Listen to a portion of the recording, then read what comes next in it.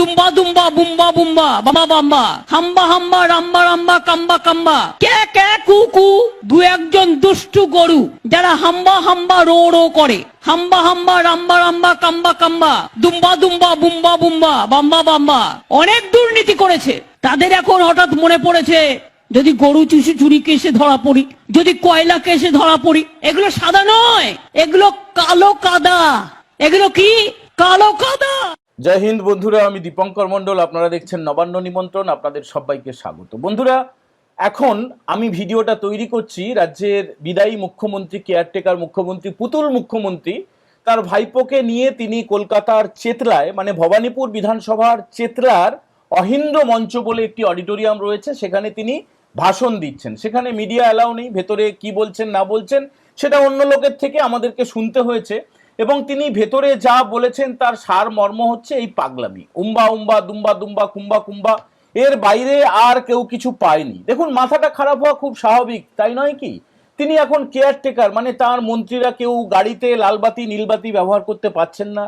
তার মন্ত্রীরা তো দূরের কথা, মুখ্যমন্ত্রী মানে পুতুল মুখ্যমন্ত্রী, বিদায়ী মুখ্যমন্ত্রী নিজে তার একটা ইচ্ছার কথা আর পুলিশকে বা প্রশাসনকে চাপিয়ে দিতে পারছেন না। নির্বাচন কমিশন এমন খেলাটা খেলে দিয়েছে যে মুখ্য সচিব, স্বরাষ্ট্র সচিব, রাজ্য পুলিশের ডিজি, সিপি কলকাতা বা অন্যান্য কমিশনারেটের সিপিরা রয়েছেন, কেউ তার আর ফোন তুলছে না। তার ফোন কেটে দিচ্ছেন অথবা ফোন বেজে যাচ্ছে। মানে এটা কিন্তু কথার কথা নয়, এটা একদম আপনাদের একদম বলছি, দায়িত্ব নিয়ে বলছি, কেউ মমতা ব্যানার্জির ফোন আর তুলছেন না। কেন তুলবেন বলুন তো? সবাই মোটামুটি কনফার্ম হয়ে গেছেন। দেখুন, 2021-এও তো একটা ভোট হয়েছিল, 2016-তে একটা ভোট হয়েছিল, তার মাঝে লোকসভা ভোট হয়েছিল, যতগুলো সাধারণ নির্বাচন হয়েছে মমতা ব্যানার্জি ক্ষমতায় আসার পরে, প্রত্যেকটা আইএএস আইপিএস তারা নিশ্চিত ছিলেন যে আবার আসছেন, আবার এই মহিলা ক্ষমতায় আসছেন, অতএব তাকে খেপিয়ে লাভ নেই। কিন্তু একাধিক সমীক্ষা শুধু নয়, কেন্দ্রীয় সরকারের এমন একটা গেম প্ল্যান, কেন্দ্রীয় সরকার বলা ভুল হলো, কেন্দ্রীয় সরকারে থাকা যে ক্ষমতাসীন দল ভারতীয় জনতা পার্টি, তারা এমন একটা গেম প্ল্যান করেছে যে কেউ, অতি বড় রাজনৈতিক পণ্ডিতও বুঝতে পারছেন না যে আগামীকাল কি খেলাটা হবে। দেখুন, আগামীকালকে তো এই প্রসঙ্গে বলে রাখা ভালো যে একটা সাপ্লিমেন্টারি লিস্ট, ফার্স্ট লিস্টটা আগামীকাল প্রকাশিত হবে। প্রথম লিস্টে যেটা জানা যাচ্ছে, গত শুক্রবার পর্যন্ত 27 লক্ষের বেশি নামের নিষ্পত্তি হয়েছে। মানে যারা অ্যাডজুডিকেশনে ছিলেন, মানে 28শে ফেব্রুয়ারি যে তালিকা প্রকাশ হয়েছিল, যে 60 লক্ষ নাম বিবেচনাধীন ছিল, অ্যাডজুডিকেশনের আন্ডারে ছিল, তার মধ্যে 27 লক্ষ মতো নামের মাত্র নিষ্পত্তি করা গিয়েছে। এবং এর মধ্যে অদ্ভুতভাবে 10 লক্ষ নামই ভুয়া বেরিয়ে গেছে। 10 লক্ষ নাম ভুয়া বেরিয়ে গেছে। তাহলে 17 লক্ষ মাত্র বিবেচনাধীন তারা ভোটার, তারা ভোট দিতে পারবেন এই 2026-এর পরে সেকেন্ড সাপ্লিমেন্টারি লিস্ট বেরোবে। এবং গোটা 60 লক্ষ নামের বিবেচনা শেষ না হওয়া পর্যন্ত কিন্তু ভোট হতে পারবে না। যদিও ভোট ঘোষণা হয়ে গিয়েছে, ভোট কবে হবে না হবে, মডেল কোড অফ কন্ডাক্ট ঘোষণা হয়ে গেছে, মমতা ব্যানার্জির হাত থেকে সমস্ত ক্ষমতা চলে গেছে। মমতা ব্যানার্জি যেটাকে বলছেন কার্যত রাষ্ট্রপতি শাসনের মতো অবস্থা হয়েছে। হ্যাঁ, হয়েছে। মমতা ব্যানার্জি এই কথাটা ভুল বলছেন না, তার ভেতরের হাহাকার আর্তনাদ সেটা বেরিয়ে পড়েছে, সত্যি কথাটা মুখ থেকে বেরিয়ে পড়েছে। সত্যি সত্যি কিন্তু কার্যত রাষ্ট্রপতি শাসন জারি হয়ে গেছে। মমতা ব্যানার্জি বা তার প্রশাসন, মানে তার যে চামচা প্রশাসন, তাদের হাতে আর কিছু নেই। শুধুমাত্র ওই যে বলে না, এক গন্ডুস জলে কিছু পুঁটি মাছ হই হই করে, ছটফট করে, সেরকম কিছু নিচু তলার পুলিশ কর্মীরা ছটফট করছে। মানে একদম যারা বিরাট সুবিধা নিয়ে নিয়েছে, যাদের বেতনটা বাদ দিলে আরো কোটি কোটি টাকার সম্পত্তি হয়ে গেছে, ব্যাংক ব্যালেন্স বেড়ে গেছে, আত্মীয়দের ব্যাংক অ্যাকাউন্টে প্রচুর টাকা হয়ে গেছে, বিরাট বিলাসবহুল জীবনযাপন হয়ে গেছে, বিরাট সম্পত্তি হয়ে গেছে, সোনা দানা হয়ে গেছে, একাধিক ফ্ল্যাট হয়ে গেছে। তো তারা এবার কি করবে? তারা তো বাঁচার জন্য আপ্রাণ চেষ্টা করে যাবে। তো তাদের মধ্যে হচ্ছে একটি সংগঠন, যেটার নাম হচ্ছে, এই মুহূর্তে স্ক্রিনে যে সংগঠনটা দেখছেন আপনারা, পশ্চিমবঙ্গ পুলিশ ওয়েলফেয়ার অ্যাসোসিয়েশন। এখানে যখন মডেল কোড অফ কন্ডাক্ট জারি হয়ে গেল, তখন তারা, এটা পুরোপুরি বেআইনি, তারা একটা প্যাড ছাপালো, তারা ব্যানার দিল, তারা যেটা বলল যে অত্যন্ত আনন্দের সঙ্গে জানাচ্ছি, পুলিশ ওয়েলফেয়ার অ্যাসোসিয়েশন জানাচ্ছে, পুলিশ ওয়েলফেয়ার অ্যাসোসিয়েশন তারা একদম ভবানী ভবনে তাদের অফিস রয়েছে, যদিও সেটাও বেআইনি, সেটা চিঠি গেছে, নির্বাচন কমিশনে চিঠি পাঠানো হয়েছে। এই মমতা ব্যানার্জির অনুগত পাঁচাটা যে সংস্থাটি রয়েছে পশ্চিমবঙ্গ পুলিশ ওয়েলফেয়ার কমিটি, তারা জানাচ্ছে, অত্যন্ত আনন্দের সঙ্গে জানাচ্ছি যে পশ্চিমবঙ্গ সরকারের অধীনস্থ পুলিশ কর্মী সহ সমস্ত রাজ্য সরকারি কর্মী ও অবসরপ্রাপ্ত কর্মীরা রোপা 2009 অনুসারে বকেয়া ডিএ চলতি মাসে অর্থাৎ 2026-এর মার্চ মাস থেকে পেতে শুরু করবেন। কবে কবে এই চিঠিটা পাঠানো হচ্ছে? 15ই মার্চে কিন্তু নির্বাচন ঘোষণা হয়ে গেছে।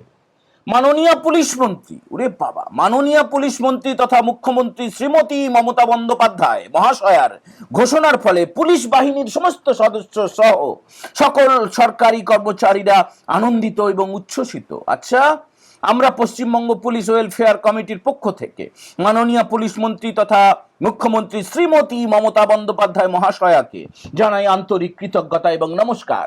নমস্কারান্তে Shri Bijitashya Rout, OSD and convener Paschimbanga police welfare committee. এটা পুরোপুরি বেআইনি, এটা পুরোপুরি বেআইনি। নির্বাচন কমিশনে এদের বিরুদ্ধে অভিযোগ জমা পড়ে গিয়েছে।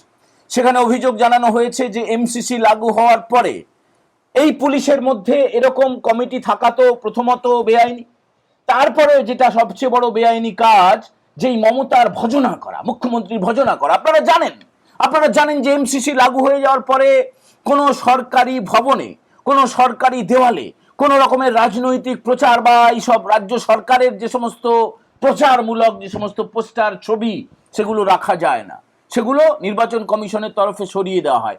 আর সরকারের মধ্যে থাকা আমাদের আপনাদের পকেটের পয়সা নিয়ে যারা বেতন নিচ্ছে, যাদের পেট চলছে, যাদের বউ বাচ্চারা খাচ্ছে, স্কুলে যাচ্ছে, তারা কিনা আইন মানছে না, তারা আইন মানছে না। ব্যবস্থা হবে। টাইপরাইটারে টাইপ হওয়া শুরু হয়ে গেছে। যেসব ওসি, আইসি, এসডিও, বিডিও, এসডিপিও, তাদেরও একটা তালিকা তৈরি হচ্ছে। আগে যেটা আমাদের জানতে হবে, মনে রাখতে হবে যে আর কয়েক ঘন্টা পরে, মানে আগামী 23 তারিখে যে সাপ্লিমেন্টারি ফার্স্ট লিস্টটা বেরোতে চলেছে, সেটা কিন্তু প্রশাসনের যারা এই মুহূর্তে শীর্ষস্তরে রয়েছেন, মানে তৃণমূলই নয়, তারা নির্বাচন কমিশন যাদেরকে বসিয়েছে, দুষ্যন্ত নারিয়ালা এই মুহূর্তে মুখ্য সচিব, এবং যারা রয়েছেন, ডিজিপি রয়েছেন, সিপি রয়েছেন, হোম সেক্রেটারি রয়েছেন, তারা বৈঠক করে নির্বাচন কমিশনের সঙ্গে, মানে সিইও মনোজ আগরওয়ালের সঙ্গে দফায় দফায় বৈঠক করে যেটা উঠে এসেছে আশঙ্কার কথা, যে যেভাবে এই বিদায়ী মুখ্যমন্ত্রী মমতা বন্দ্যোপাধ্যায় উস্কানি দিয়েছেন, তাতিয়ে দেওয়ার চেষ্টা করেছেন, মূলত টার্গেট একটা নির্দিষ্ট ধর্মের মানুষের প্রতি।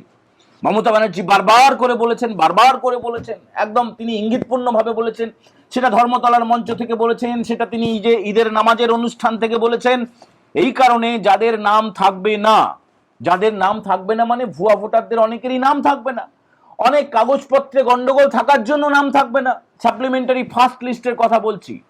এরপরে একটা বড় অশান্তি হতে পারে মূলত মালদা, মুর্শিদাবাদ, ওই এলাকাটায়, ওই বেল্টটাতে বিরাট বড় একটা অশান্তির ছক সেটা চলছে, এবং সেটাকে রুখে দেওয়ার জন্য কিন্তু মোটা মোটা ডান্ডা নিয়ে ঠান্ডা করার জন্য পুলিশের যারা দায়িত্ব পেয়েছেন তারা কিন্তু রেডি আছেন। একদম স্ট্রিক্ট একদম নির্দেশ দিয়ে দেওয়া হয়েছে ইলেকশন কমিশন থেকে এবং নবান্ন থেকে প্রত্যেকটা জেলার একদম পুলিশ সুপারদেরকে, জেলা শাসকদেরকে, যে আগাম কিন্তু আপনারা সতর্ক থাকুন, একটা বড় অশান্তি হতে চলেছে।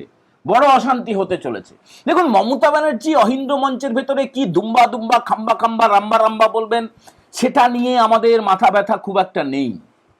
কেন মাথা ব্যথা নেই? তার কারণ তিনি কিন্তু ইতিমধ্যেই বেশ কিছুটা বিপর্যস্ত হয়ে আছেন, হতাশ হয়ে আছেন, বিষণ্ণ হয়ে আছেন। কারণ তার ভবানীপুরে তিনি যেখানে হেরে এসছেন 5 বছর আগে নন্দীগ্রাম থেকে, সেই শুভেন্দু অধিকারী প্রতিদ্বন্দ্বিতা করছেন।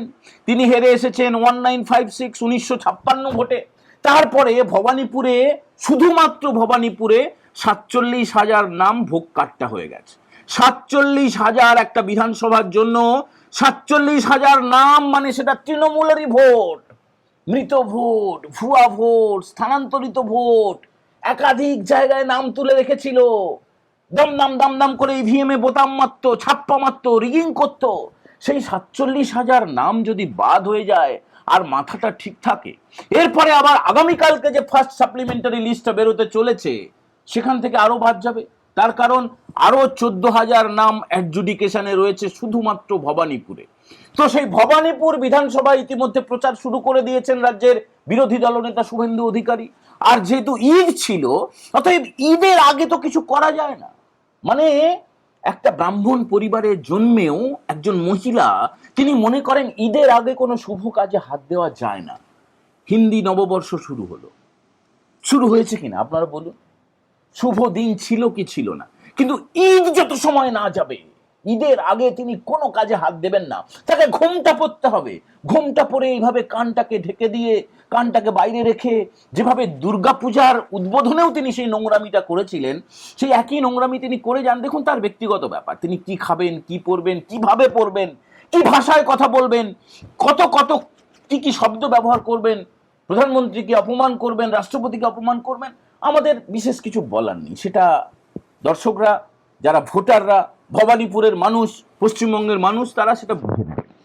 কিন্তু আমাদের যেটা বক্তব্য, যেটা খবর, যে এই যে পুলিশ ওয়েলফেয়ার কমিটি যেটা মমতা ব্যানার্জির তৈলমর্দন করে চলেছে অন্যায়ভাবে, অনৈতিকভাবে, সেটা কবে অ্যাবলিশ করা হবে?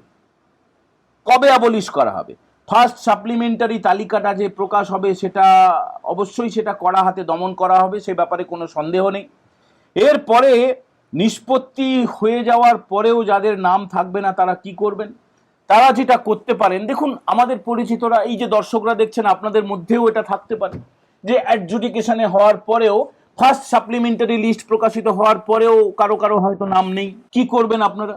আপনারা যেটা করতে পারেন, দেখুন 23টা জেলায় 19টা ট্রাইব্যুনাল গঠন করা হয়েছে।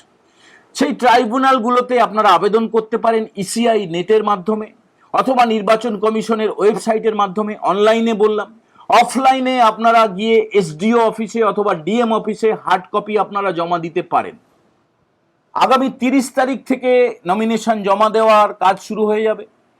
শুভেন্দুবাবু ঘোষণা করে দিয়েছেন যে আগামী 25 তারিখ যখন ভাইপো নন্দীগ্রামে যাবেন সেখানে সভা করতে, একই সময়ে ঢিলছোড়া দূরত্বে নন্দীগ্রামের বিজেপি প্রার্থী, বর্তমান রাজ্যের বিরোধী দলনেতা শুভেন্দু অধিকারী, তিনিও কিন্তু কর্মী সভা করবেন 25 তারিখে। 27 তারিখে রামনবমী রয়েছে, রামনবমী উদযাপন করবেন তিনি, নন্দীগ্রামে করবেন, একইভাবে গোটা রাজ্যে উদযাপন করা হবে। আর 30 তারিখে তিনি নমিনেশন জমা দেবেন। তারপরে নমিনেশনটা জমা নেওয়া হবে, লাস্ট ডেট অফ নমিনেশন হচ্ছে 6 তারিখ, 6 এপ্রিল পর্যন্ত। তার মানে 5 তারিখ পর্যন্ত আপনারা ভোটার তালিকায় নাম তুলতে পারবেন। পরিষ্কার বুঝতে পারলেন?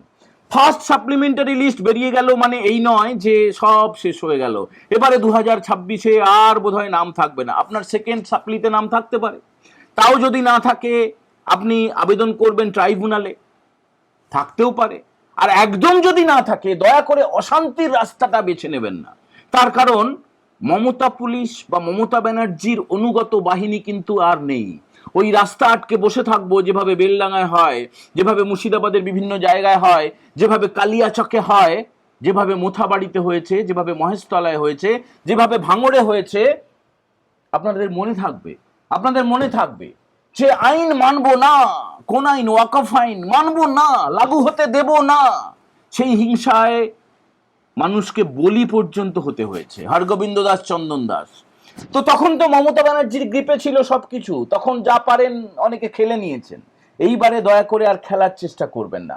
আর ভবানীপুর নিয়ে মমতা ব্যানার্জির মাথা ব্যথা বা নিদ্রাহীন রাত বা আশঙ্কা, হতাশা, বিমর্ষ অবস্থা হওয়ার আরেকটা কারণ বলি। হুমায়ুন কবির, যিনি তার দলেরই প্রাক্তন বিধায়ক, তিনি তো জনতা উন্নয়ন পার্টি নামে একটি নতুন দল ঘোষণা করেছেন। আজকে তিনি প্রার্থী তালিকা ঘোষণা করেছেন বেশ কিছু জায়গায়, তার মধ্যে অন্যতম হচ্ছে ভবানীপুর এবং নন্দীগ্রাম। মুসলিম প্রার্থী থাকবে, সেই কারণে ভবানীপুরের যে 20% মুসলিম ভোটের ওপরে এখনকার বিদায়ী মুখ্যমন্ত্রী বিরাট ভরসা করে বসে আছেন, সেখানে কিন্তু থাবা বসাবেন এই হুমায়ুন কবিরের দল, হুমায়ুন কবিরের প্রার্থী। শুধুমাত্র ভবানীপুর নয়, গোটা রাজ্যে আইএসএফ, সিপিআইএম, কংগ্রেস বা এই হুমায়ুন কবিরের দল, তারা কিন্তু মুসলিম ভোটে ভালোই থাবা বসাবেন। এটা একটা অন্যতম বড় কারণ তার দুশ্চিন্তার। আর একটা কারণ, একটা ইঙ্গিত আপনাদেরকে দিয়ে রাখি, একটা সম্ভাবনার কথা দিয়ে রাখি, যে দেখুন 60 লক্ষ পুরোপুরি নামের যতদিন না বিবেচনা হচ্ছে, যতদিন না পুরোপুরি সাপ্লিমেন্টারি লিস্ট প্রকাশিত হচ্ছে, ততদিন কিন্তু ভোট সম্ভব নয়, ততদিন কিন্তু ভোটে যাওয়া সম্ভব নয়। যতই আপনি দিন ঘোষণা করুন 23 তারিখ 29 তারিখে ভোট হবে, যতদিন না পূর্ণাঙ্গ তালিকা প্রকাশিত হবে ততদিন পর্যন্ত কিন্তু ভোট হওয়া সম্ভব নয়। আর যদি সুপ্রিম কোর্ট দেখে যে নির্দিষ্ট দিনে, মানে 23 তারিখ এবং 29 তারিখের মধ্যে, 23 তারিখের মধ্যে যদি না পূর্ণাঙ্গ তালিকা প্রকাশ করা সম্ভব হয়, তাহলে তো ভোট হবে না, খুব স্বাভাবিক। আর এমনিতে যা অবস্থা, এই যে নতুন রাজ্যপাল, এই যে নতুন chief secretary, home secretary, DG, সিপিরা, ডিএম, এসপি সব চলে গেল পিসির হাত থেকে, কোন দিকে যাচ্ছে ইঙ্গিতটা বুঝতে পারছেন? ঠিক সময় ভোট না হলে যা হওয়ার তাই হবে, যা হওয়ার তাই হবে। এখন মমতা ব্যানার্জি বলছেন যে কার্যত আনঅফিসিয়ালি রাষ্ট্রপতি শাসন, তখন কিন্তু কার্যত থাকবে না, তখন অফিসিয়ালি রাষ্ট্রপতি শাসন জারি হয়ে যাবে। সম্ভাবনার কথা বলে রাখলাম, সেটা যে হবেই এমন কোনো কথা নেই, সেটা হলেও যা, না হলেও তা। আপনারা যা চান তাই হবে।